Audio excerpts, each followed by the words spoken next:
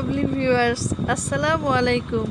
আমি anise cooking show থেকে আপনাদের সামনে আরও একটি নতুন রেসিপি নিয়ে হাজির হলাম। আজকে আমি রান্না করব আমার মায়ের হাতের রান্না খিচুড়ি। আমি গ্রামে বেড়াতে এসেছি বলে মা যে ঝরঝরা ভুনা খিচুড়ি রান্না করেছে সেই রেসিপিটাই আপনাদের সাথে শেয়ার করছি। তবে দেখে নিন কীভাবে সেটা রান্না করলো। তো প্রথমে চাল আর ডাল ধুয়ে নিচ্ছে। সে মাসকলাইয়ের ডাল দিয়ে চালটা মিশিয়ে নিয়েছে।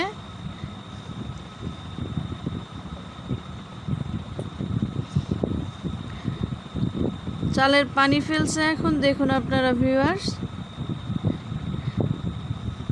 সব সময় মনে রাখবেন মাসকলাইয়ের ডালের খিচুড়ি অন্যরকম একটা স্বাদ। এখন চুলায় পাতিল বসিয়ে দিয়েছে।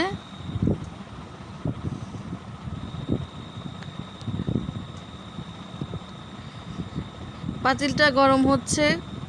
গরম না হলে তো তেল দিতে পারবে না, এই জন্য গরমটা করে নিচ্ছে আগে।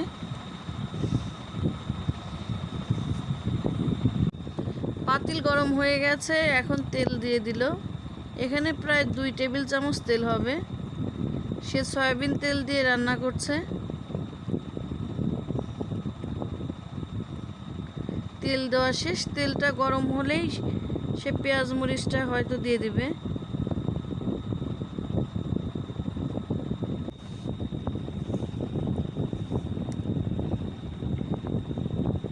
তেলটা প্রায় গরম হয়ে সেরেছে, প্রায় হ্যাঁ গরম হয়ে গেছে।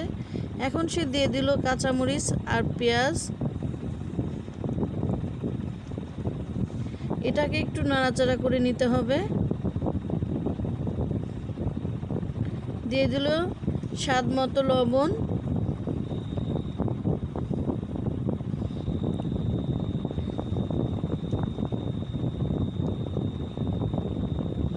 স্বাদ মতো লবণ দেওয়ার পর এখন দিয়ে দিল 1 টেবিল চামচ আদা বাটা। এখন চামচ দিয়ে একটু নাড়াচাড়া করবে।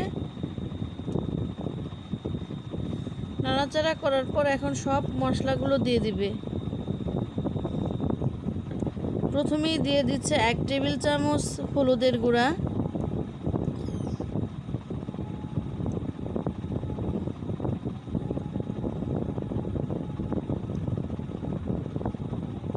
1 টেবিল চামচ ধনে গুঁড়া,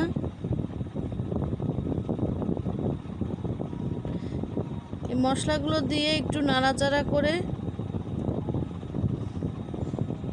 এখন চাল আর ডালটা দিয়ে দিচ্ছে। আমি প্রথমেই বলে নিয়েছি খিচুড়িটা মাসকলাইয়ের ডাল দিয়ে রান্না করছে, এটা একটা ঝরঝরা খিচুড়ি হবে। তো সে চালটা দিয়ে আবারও সে ভুনে নিচ্ছে চালটা।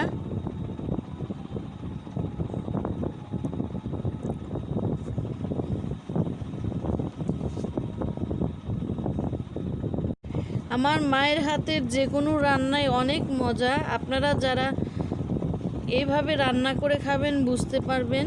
তবে আমার মায়ের রান্না তো আর আপনাদের ভিউয়ার্স খাওয়াতে পারবো না, তবে তার রান্নাটা ফলো করলে তবে সেই স্বাদটুকু একটু পেতে পারেন। আপনারা এভাবেই রান্না করে দেখুন। আমার মা যে রান্না করে সেটাই অনেক মজা। সেটা আমার মা বলে বলছি না আমি।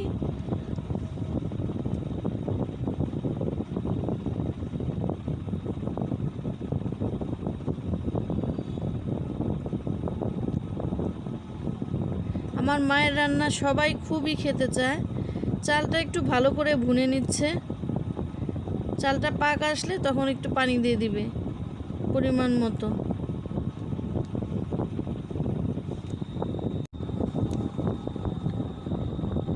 এখন চালটা পাকানো শেষ, ভুনা শেষ। পানি দিয়ে দিল, পরিমাণ মতো পানি দিয়ে দিবে। ভিউয়ার্স আপনারা দেখতেই পাচ্ছেন সে পানি ঢেলে দিয়েছে।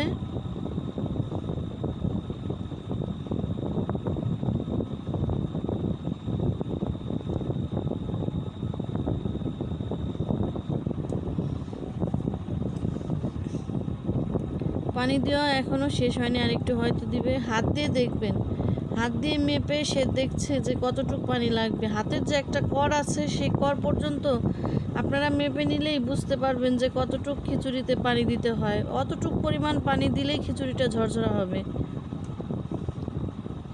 এখন ঢাকনাতে ঢেকে দিল, বলক আসা পর্যন্ত আমরা একটু অপেক্ষা করব। এই তো বলক এসে গেছে খিচুড়িতে।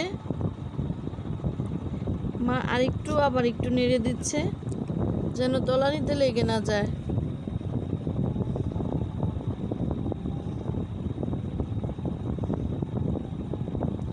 খুব সুন্দরভাবে বলক এসে গেছে।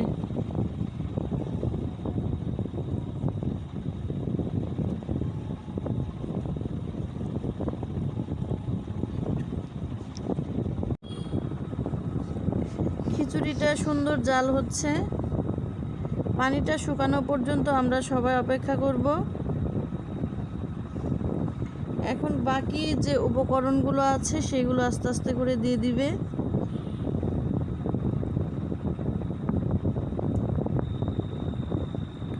দেখেন কত সুন্দর কালার এসেছে।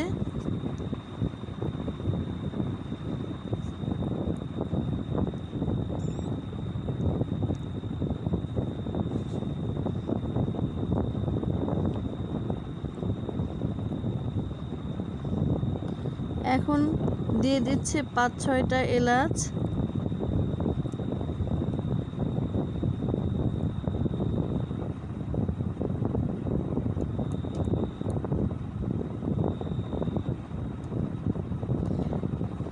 এক চামচ জিরে গুঁড়া,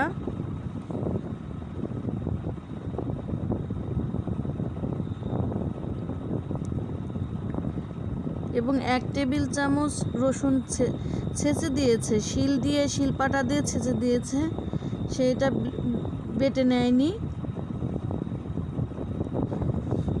কয়টা উপকরণ দিয়ে এখন আরেকটু নাড়াচাড়া করে দিবে।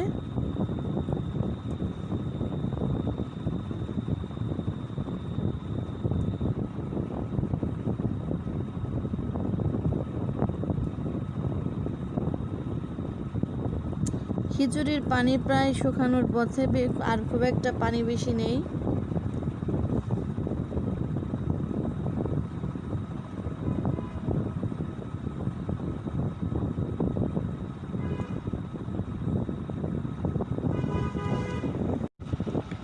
এখন খিচুড়ির পানিটা শুকিয়ে গেছে ভিউয়ার্স, দেখুন। তবে তার আগে একটি কথা বলে নিচ্ছি, অবশ্যই আপনারা আমার চ্যানেলটি সাবস্ক্রাইব করবেন এবং পাশে থাকা বেল আইকনটি অবশ্যই প্রেস করবেন। যখন আমি কোনো নতুন ভিডিও আপলোড করব আপনাদের কাছে যেন নোটিফিকেশনটা চলে যায়। এবং অবশ্যই আমাকে কমেন্টস করে জানাবেন আমার রান্না আসলে আপনাদের কেমন লাগে। কমেন্টস করলে আমি বুঝতে পারবো যে আমি রান্নাটা কেমন করলাম। তবে আপনাদের কাছে অনুরোধ রইল, আপনারা আমার চ্যানেলটি প্লিজ সাবস্ক্রাইব করবেন। এখন দেখুন খিচুড়ির পানিটা প্রায় শুকানোর খুব একটা বেশি বাকি নেই।